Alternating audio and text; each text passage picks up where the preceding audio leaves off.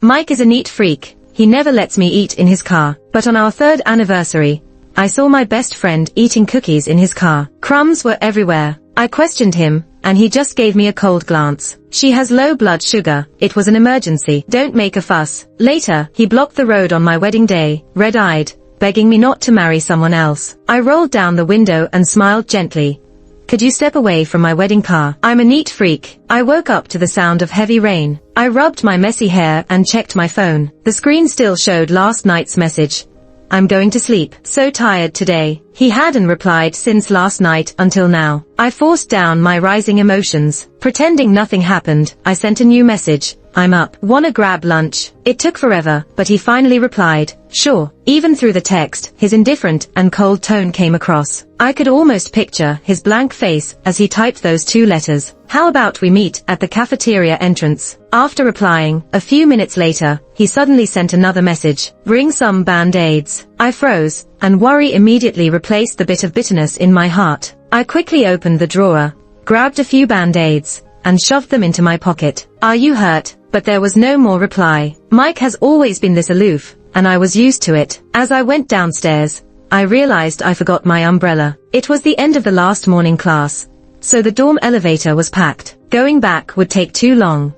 I worried about Mike's injury. I bit the bullet and ran into the rain with just my jacket. Luckily, the rain wasn't too heavy. I jogged all the way to the cafeteria entrance, looking for Mike. Joy, over here. A familiar soft voice reached my ears, muffled by the rain and the surrounding noise. But I still turned towards the voice and saw my best friend Lisa. I froze. Standing right next to Lisa was Mike. Maybe because of the crowd, he was almost glued to Lisa's side, with one arm against the wall, half encircling her protectively. From a few steps away, I stood there, stunned. Raindrops kept pouring on my head, wet hair sticking to my cheeks. The puddles reflected my extremely disheveled state. Moving my gaze slightly, I noticed he was even carrying Lisa's canvas bag on his shoulder. But I remembered Mike used to hate Lisa. This was the 6th year Lisa and I had been friends, and the 3rd year Mike and I were together. Even before we started dating, I knew Mike didn't like Lisa. After one dinner together, Lisa had to leave for a part-time job. As Mike and I walked back to school, he suddenly spoke up. Stay away from her. His voice was as cold as ever. I was taken aback and asked, why? Mike didn't answer immediately. He pursed his lips, walking a few steps ahead. I kept pestering him, almost sticking to him. He abruptly stepped back, frowning.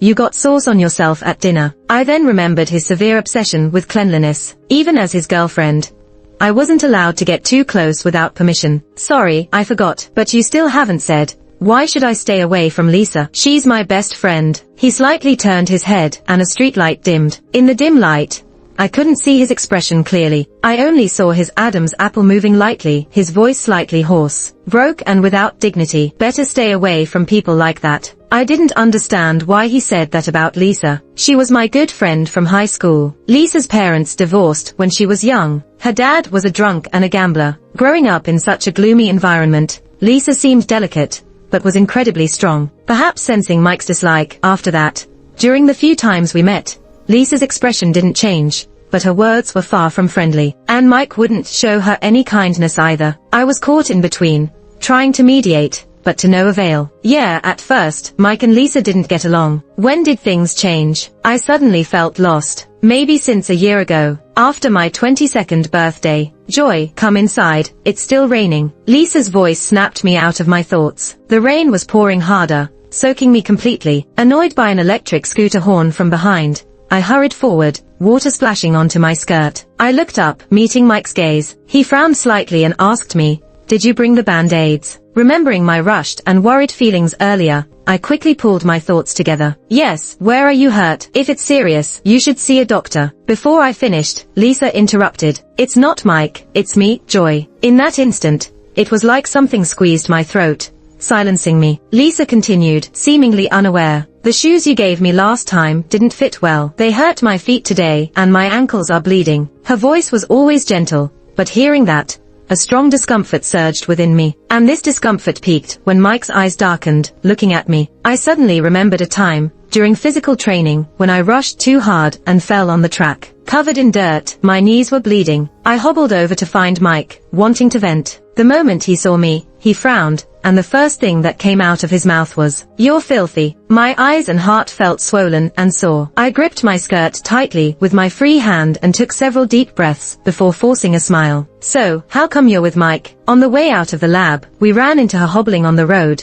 "So we walked together," Mike answered, looking at me and repeating, "Band-Aid." His tone was a bit cold. I put my hand in my pocket and took it out, realizing the Band-Aid was soaked and unusable. "Never mind, it's not that serious, just a little scratch." Lisa shook her head with understanding. "I'll head back to the dorm to rest. Mike, give me my bag." Mike seemed to finally realize and handed over her canvas bag, but didn't let go. "Are you sure you don't need us to take you to the hospital?" Lisa shook her head. "I'm not that delicate. I've been hurt before. You guys should go have dinner." She gave a bright and sweet smile, waved to both of us, and then turned and ran into the rain. Her frail figure wobbled slightly, soon becoming a blur in the rain, and then disappeared, leaving just me and Mike standing there. I looked at his eyes instinctively, but his emotionless stare felt like it was covered by a thin layer of ice. He asked in his usual tone, "So, do you want to eat first, or go change?" "I want to go home." I didn't mean the dorm. Since sophomore year, Mike and I had rented a place near school. I usually stayed there. Only when there was an early class the next day did Mike and I stay at the dorm. Hearing my request, his expression didn't change much. He just nodded. "Let's go." The car wasn't parked too far away. We walked over, and just as I stopped by the passenger door, Mike suddenly spoke. "You're pretty dirty. Clean up a bit before getting in the car." He handed me a pack of tissues and stood to the side naturally. The tissue pack was light pink,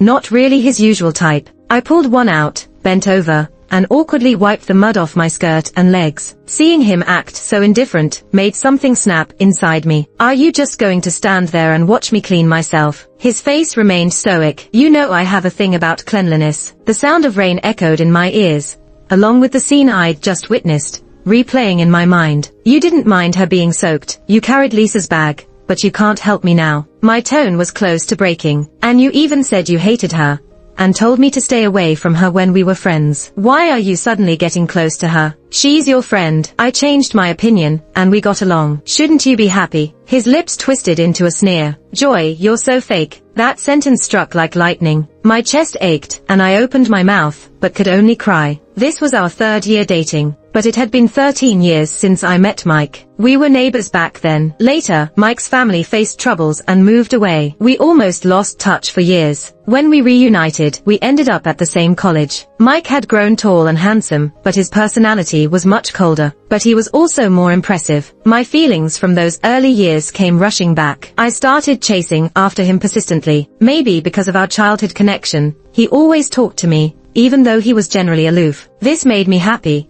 as if it proved I was special to him. When I confessed, I gathered my courage and handed him a love letter. He took it, but didn't even open it. He just looked at me pensively. "Are you sure? About what?" "About wanting to be with me." "Of course." I nodded confidently, a bit annoyed. "I wrote all that in the letter, and you haven't even read it." He smiled slightly, folded the letter, and put it in his pocket. "All right, let's give it a try." From that day, we started dating. Dating didn't change much. I still chased after Mike. That's when I learned a lot. Mike's dad passed shortly after their move. His mom wasn't in good health, and their family practically relied on Mike. So, he began working while in college. I pulled a lot of strings to help his startup without him knowing. Mike was already struggling so much. I didn't want him to think his success was just because of me. After his first big contract, Mike bought a car. It made things easier. That day, he sat in the car, leaned over, and looked deeply into my eyes. "Wherever you want to go, we'll drive there." His eyes were as clear as a lake, reminding me of our younger days. But there was always a shadow from past hardships. I felt for him, so I was always understanding and forgiving. He didn't reply to my messages often. That was fine. He had a phobia of germs and didn't like being too close. That was fine too. With Mike, it didn't take much to make me happy. But, at this moment, all the bottled up emotions piled up in my heart. And then something shifted. I suddenly gritted my teeth, yanked open the car door, and sat inside, almost defiantly staring at him. He frowned deeply, and after a moment, he opened the door on the other side and sat in the driver's seat. "Fine." His voice was cold as ice. "I'm going to wash the car later." Mike's obsession with cleanliness was so extreme, it could seem odd. For example, he never allowed me to eat in the car. If I wanted to eat, I'd have to step out, finish eating, and then get back in. At that moment, I was holding a small bag of bread, stubbornly standing my ground against him. But finally, I gave in to his indifferent gaze. "What are you doing? I'm your girlfriend. Can't you compromise just a bit for me?" I put the bread away, feeling wronged, and barely managed to hold back my tears. The school wasn't far from our rented place, just a 10-minute drive. Mike stopped the car by the roadside and said blandly, "Get out." I stepped out, and to my surprise, saw him still in the car, even restarting it. "Aren't you coming home?" Through the half-open window, he glanced at me,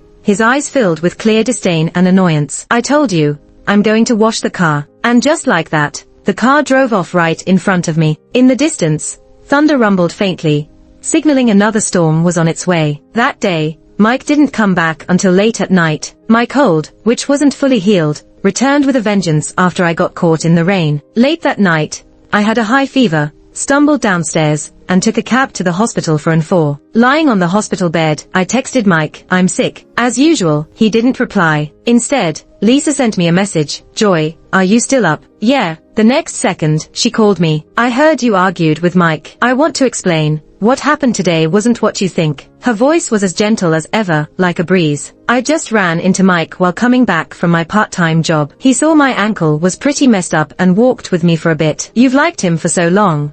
Don't fight with him because of me." The virus clouded my brain, making me feel lightheaded. I sensed something was off in her words, but I couldn't pinpoint it. So, I held back my dizziness and asked, "Why did you suddenly call me now? You looked unwell today.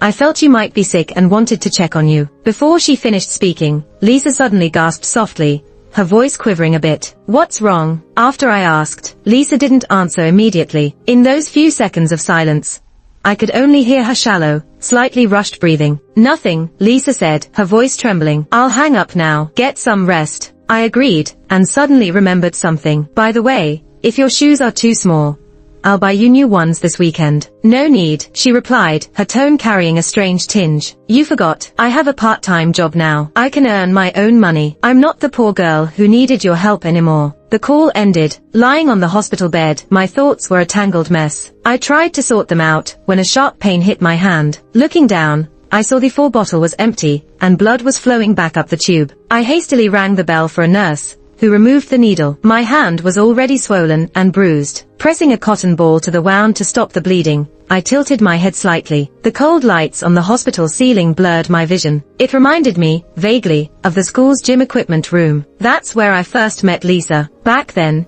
she was wearing worn, discolored sneakers, and had been locked in the equipment room by some bullies. I saved her, and then asked my mom to talk to the school, transferring Lisa to our class. We walked home together every day, and I nearly took care of her expenses for 3 years of high school. Thus, I gained the best friend of my high school years. Our friendship even lasted into college. Pulling my thoughts along a timeline, I slowed them down and remembered. On my birthday last year, because Lisa and Mike didn't get along, I arranged separate meetups. I had lunch with Lisa, who gave me a gift box and hugged me before saying goodbye. "Go to your date, Joy. Have a happy birthday." That evening, I had a date with Mike. Not good with alcohol, I got tipsy after a few drinks. As our date ended, and I drunkenly walked home under the moonlight, Mike paced beside me, matching my steps. Looking at him, I smiled foolishly. Actually, I wanted to have dinner with both of you, but Lisa had work and didn't want to interrupt us. So I met her at lunch. She gave me a gift too. Sighing, I continued, "You both mean a lot to me. Why can't you get along?" Lisa isn't the kind of person you think she is. With the hazy moonlight and my blurred vision, I couldn't read Mike's expression. I only heard his deep voice. Beyond his usual calm tone, there was something unspoken. "Is that really how you feel?" When I got home from the hospital, it was already daylight. Opening the door, I froze. Mike was at the entrance, with his finger hooked around the key, his eyes filled with lingering emotions. He stepped forward quickly, almost pinning me against the wall with his arm. His face was frighteningly cold. "Where have you been?" "The hospital." I was stunned, instinctively answering. The cold wasn't fully gone, and I got caught in the rain yesterday. "I messaged you from the hospital. Didn't you see it?" His gaze shifted downward, landing on that swollen, bruised patch on the back of my hand. I couldn't describe the expression on Mike's face at that moment. It was full of complex emotions. Just a brief moment of stillness, and then he put his arms around me and hugged me. "It was my fault for what happened yesterday," he said. "Can we just let it go?" I wanted to ask a few more questions,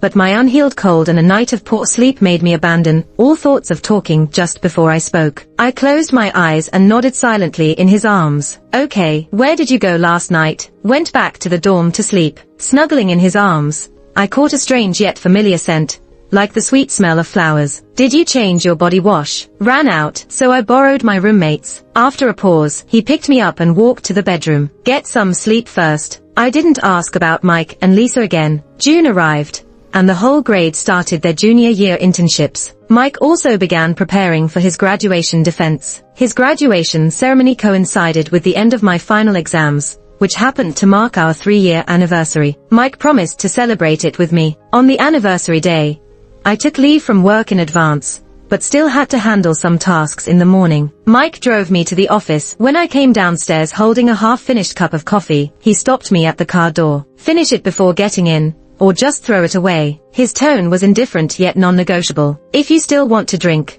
I'll get you some at the office. I stared into his eyes for a few seconds, then sighed. I really didn't have the energy for another argument. I tossed the half cup of coffee in the trash and got into the car. The morning flew by. Mike's stubbornness about the coffee, even on a day we were celebrating, left me feeling uneasy for a while. But thinking about the date in the afternoon, I finally adjusted my mood. As soon as work was done, I eagerly rushed out of the office. Mike's car was parked not far away. I jogged over, opened the door, ready to greet him with a smile, but froze. Mike wasn't alone in the car. Lisa was there too. More importantly, she was eating cookies. The small cookie bag in her hand didn't quite catch all the crumbs, so they fell onto the passenger seat. And while she did all this, Mike sat next to her, one hand on the steering wheel, watching her without a change in expression. I stood there in a daze until Lisa finished the cookies and looked up at me. She was calm, smiling gently. Joy, you're off work now. Don't get me wrong, I just happened to be here. I won't intrude on your date. I'll leave now. I ignored her and looked directly at Mike.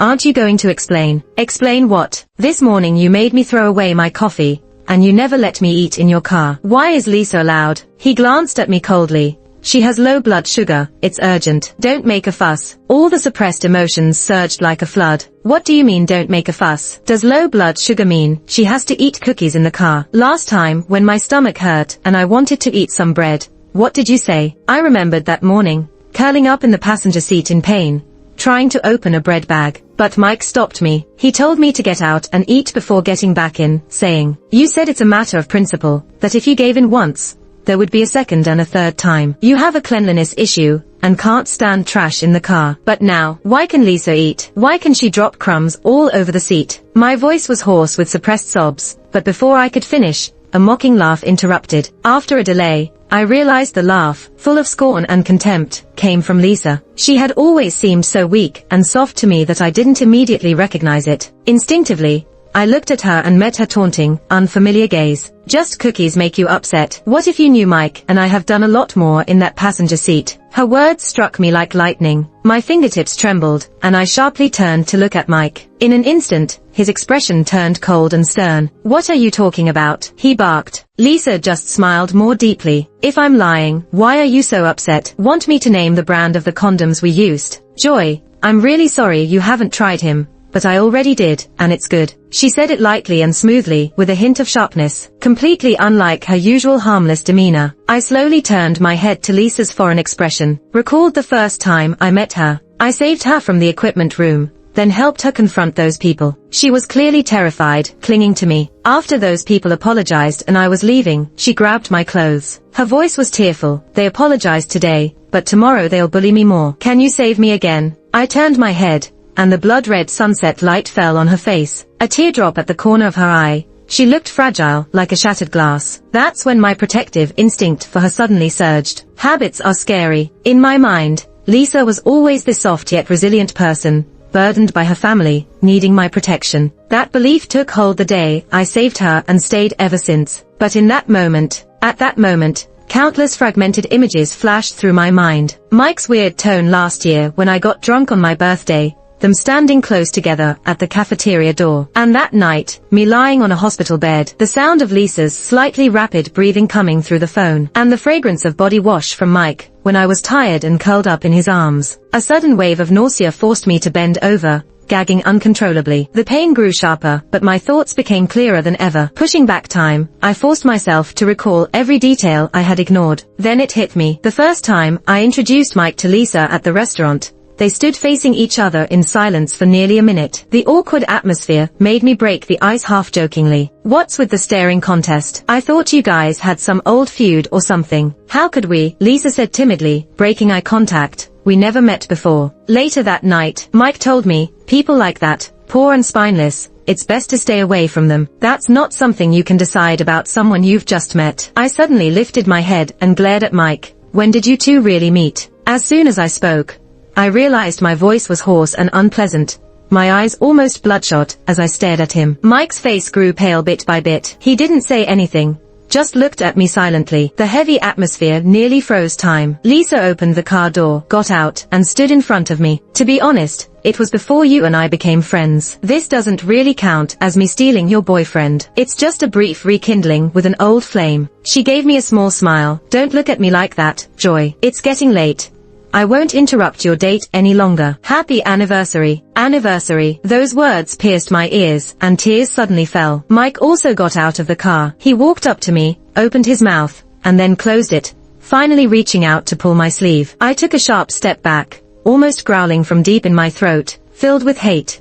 "Don't touch me." His hand froze in midair, eyes helplessly watching me. I've never seen that expression on Mike's face before. Between us, it's always been me who was cautious, me who was careful to accommodate, and me who compromised. It was 1 p.m., the sun was bright. His eyes were still shining in the light, almost translucent, just like when I fell in love after our reunion. But in my heart, whether it's love or years of obsession, all the emotions tangled and then vanished under the sunlight like bubbles. "Mike," I raised my hand and wiped away the blurring tears, even though they kept coming. I didn't care too much, just looked at him. "It's been 13 years since we met, and my whole life has only been 22 years. You might not remember, but I met you when I was 9. Your family had just moved in. You're a year older than me, didn't smile much, didn't play with the kids in the yard. I always looked for you, shared my favorite popsicles, took you to feed the pigeons, watched the seagulls, helped you fight off kids trying to steal your toys. 3 years ago when we met again,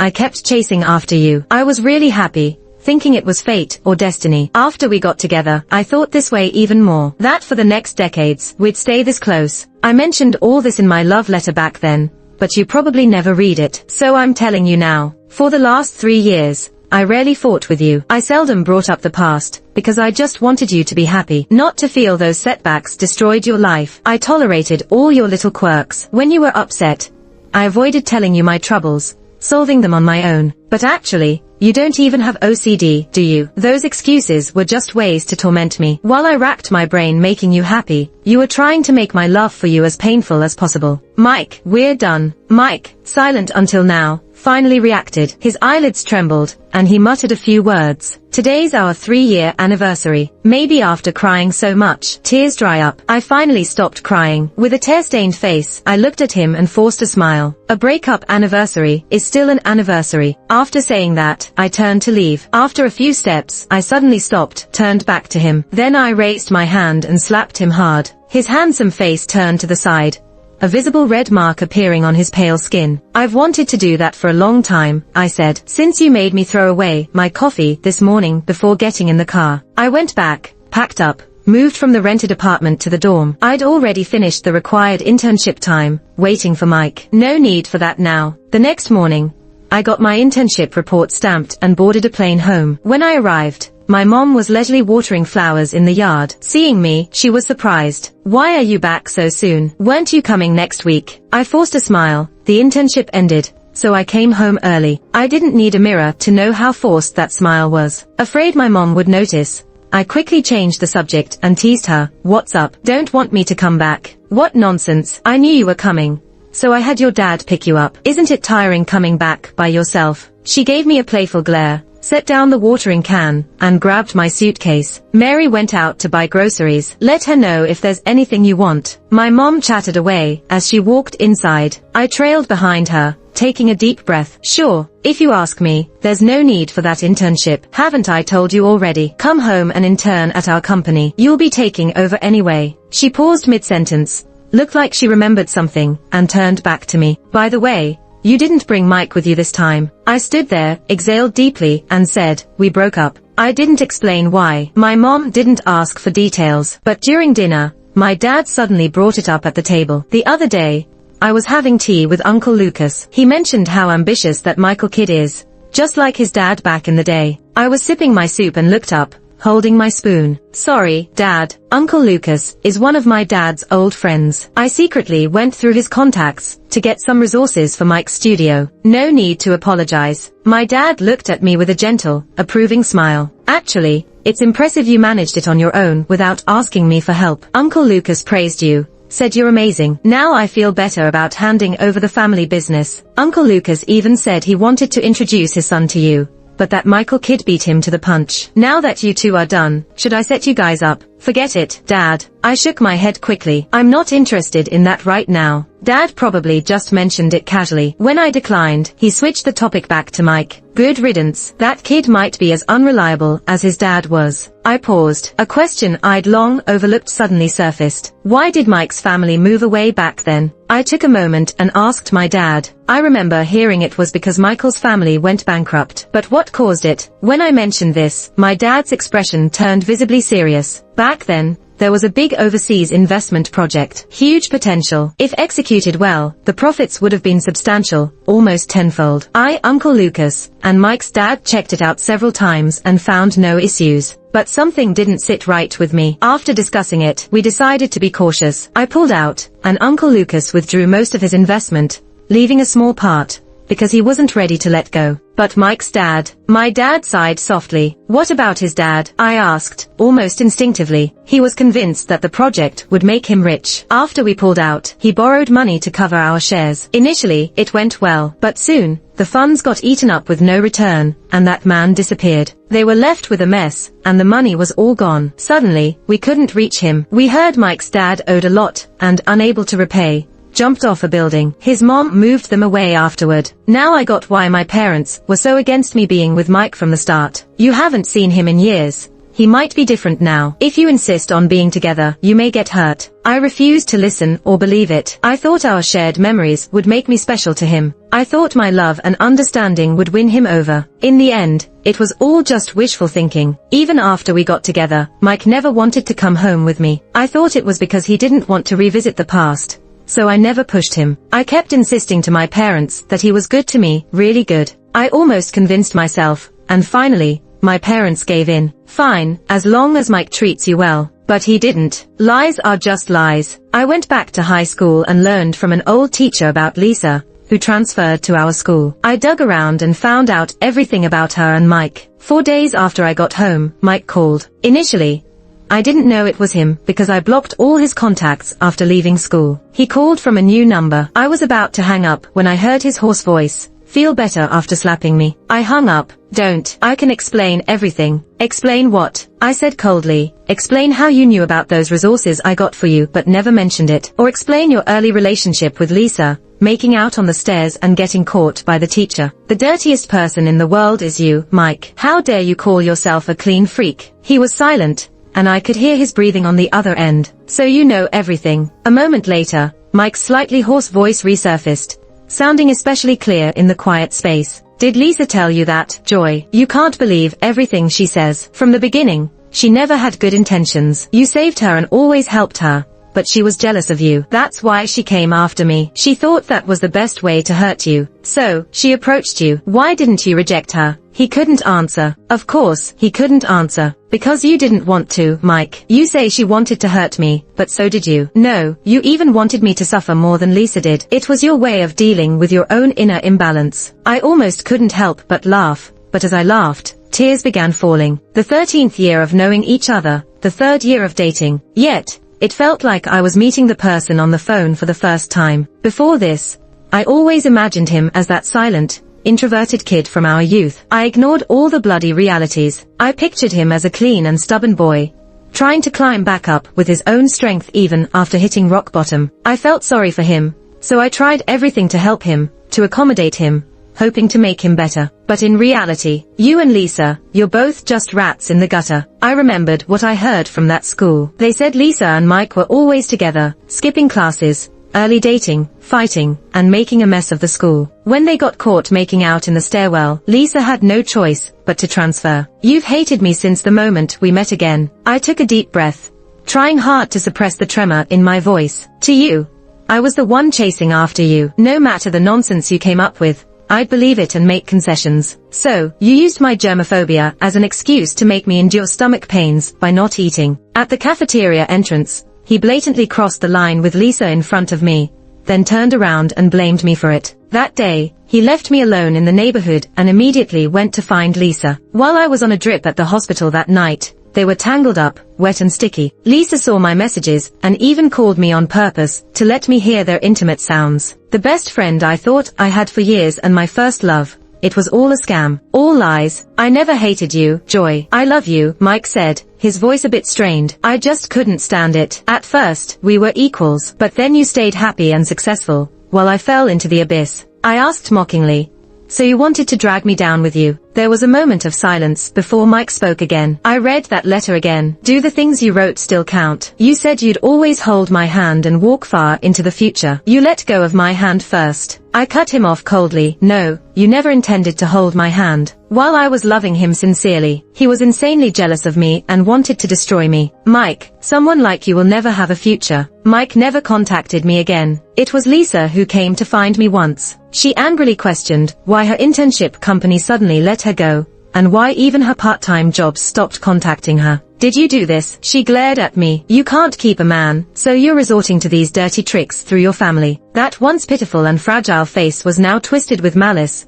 looking utterly unfamiliar. Staying home all day kept making me think about Mike. So, after discussing it with my dad, I started an internship at our family company. By sheer coincidence, I met Luca's uncle's son, Jimmy. When Lisa came over, he was standing right next to me. He raised an eyebrow at her words, but didn't say anything. Standing 2 steps above her, I looked down. You two really are a perfect match. Mike knew the studio's resources were from my introduction, yet he dared to think of taking my dad's share too. Without my help, you couldn't even pay your tuition. And now you come questioning me about this. I never let anyone make things hard for you. Even after finding out about you two behind my back, I just told them to stop the special treatment. That's it. Lisa stared at me. What do you mean? Before I could answer, Jimmy burst out laughing. She doesn't get it. With that brain, how'd you get into college? Lisa turned her gaze to him. Who are you? It means no one deliberately made things difficult for you. It's just that your abilities were never up to standard. What you had before was already a favor lowering the bar. Jimmy ignored her question completely, tossing out an even more mocking line, making Lisa's face turn pale. You're talking nonsense. You know the truth deep down. I looked at her. From the start, you've been taking from me non-stop. I never told you before, because I wanted to preserve a bit of dignity for you. Too bad, I was wrong. Someone as shameless as you, how could you have any dignity? Lisa looked furious and pained, but couldn't say a word. I walked past her, side by side with Jimmy, down the steps. After a few steps, he spoke up. She seems to really hate you. Yeah, I used to like her too. She was a good friend. I couldn't read people well back then. That ended our conversation. We weren't that close anyway. He sensibly didn't press further. He just opened the car door. I'll drive you home. I sat in the passenger seat and noticed a bottle of sweet milk in front of me. I looked at him. Jimmy fastened his seatbelt, noticed my gaze, and said, saw it while passing by the supermarket, so I bought it. Too bad I don't like milk. Uncle Tom said you liked it. Why don't you drink it? I poked the straw in and casually asked, you don't have a germophobia, right? I do, he said, emphasizing, I'm very particular about cleanliness. The car smoothly headed toward my home. I sipped on the straw and let my mind wander. Then the car suddenly came to a screeching stop, jerking me forward, spilling the milk everywhere. I instinctively looked at Jimmy, but he just calmly handed me some tissues and got out of the car. Are you crazy? Why did you stop trying to pull a scam? He yelled. I followed his gaze and saw a familiar face. Mike. After a moment of shock, I quickly got out and stood in front of him. The sunlight was bright, reflecting into his clear eyes. I could see my reflection in them, but it didn't matter anymore. Why are you here? I asked flatly. Wasn't I clear enough last time? I don't think it should end like this between us. His eyes turned red as he glanced at Jimmy beside me and then back at me. Joy, don't treat me like this. You can't treat me like this. Stop saying meaningless stuff, I said calmly. You know I'm stubborn. Once I decide on something, I won't change. Just like when everyone said I shouldn't be with you, I still liked you. I tolerated and accommodated you unconditionally, even sacrificing my feelings to maintain the relationship. And now, I've decided to leave you. You should know our breakup isn't just because of Lisa. I loved you once, so I gave you everything I could. But now, it's over, and I'm taking it all back. Good luck. I didn't see Mike again after that day. He graduated, and I entered my senior year. With few classes, I stayed at my dad's company to work on projects. Meeting again was unlikely since I worked with Jimmy. Jimmy was considerate. After Mike left that day, he parked the car at my place and I thanked him politely. I'm going home now. Let me walk you to your door. No need. He didn't insist. Instead, he took another box of sweet milk from his coat pocket and handed it to me. Let me know when you get home safely. I sniffled and took it. Buy one, get one. He waved. See you tomorrow. Jimmy, 3 years older than me, had the grace and tact of a mature adult. He confessed his feelings to me that year during the new year. I think you know about my past relationship with my ex. I told him seriously, I can't put my heart into it like I did before. It wouldn't be fair to you. Love is like a one-time fuel. Once it's used, it's gone. I see, he said calmly. Is it exhausting to chase after someone? Yeah, you could say that. How about letting me chase after you? I froze, looking at him. His eyes were different from Mike's, sharp, with a hint of intensity under his brows. But now, they were full of sincerity. You're different from him, so you wouldn't treat me like he did. Let me be the one chasing joy. During my senior year, except for the 2 months before the defense, I didn't go back to school. I just overheard some news about Mike and Lisa from classmates. Word got out that Lisa was struggling, couldn't find a job, and her grades plummeted. She even sold Mike's studio's project proposal and quotes to a competitor out of desperation. Mike lost the crucial project, and his studio was severely hurt. In a desperate attempt to recover, he incurred a huge debt. As for Lisa, she got arrested for leaking business secrets. Over dinner, I casually mentioned it to Jimmy. He placed some crab meat in my bowl. Serves them right. 2 jealous, clingy psychos. Ignore them. I nodded, finished my meal, and looked up to see a sparkling diamond ring in front of me. The eyes in front of me were brighter than the diamond. The last time I saw Mike was on my wedding day. The wedding car was stopped by a familiar black Mercedes halfway. Mike got out, eyes red, staggered over, and knocked on my window. Joy, please, don't marry someone else. I lowered the window. A breeze blew in, carrying a strong smell of alcohol from him. I immediately smiled. Sorry, can you step away from my wedding car? I have a germophobia. Friends attending the wedding pulled him aside, making way for me. He didn't resist, just stood there looking at me until the window rolled back up, and the car drove on. Inside, I calmly called Jimmy. Ran into Mike on the way. He sounded tense. Please don't tell me you're having second thoughts and plan to run away. I'm just letting you know. If you have time, call the cops. His drunk driving. After hanging up, I felt unexpectedly calm. No longer thinking I was someone's savior, I felt free from anxiety and doubt. The past with Mike became a distant memory. The wedding went smoothly and ended perfectly. That evening, Jimmy and I got a call from the police. They said Mike crashed into the river while drunk driving and was dead on arrival at the hospital. Since you reported it, they said, could you tell us your relationship with the deceased? I closed my eyes. Countless memories flashed through my mind, stopping at his last look today. But I wasn't interested in deciphering his emotions. Just a stranger now.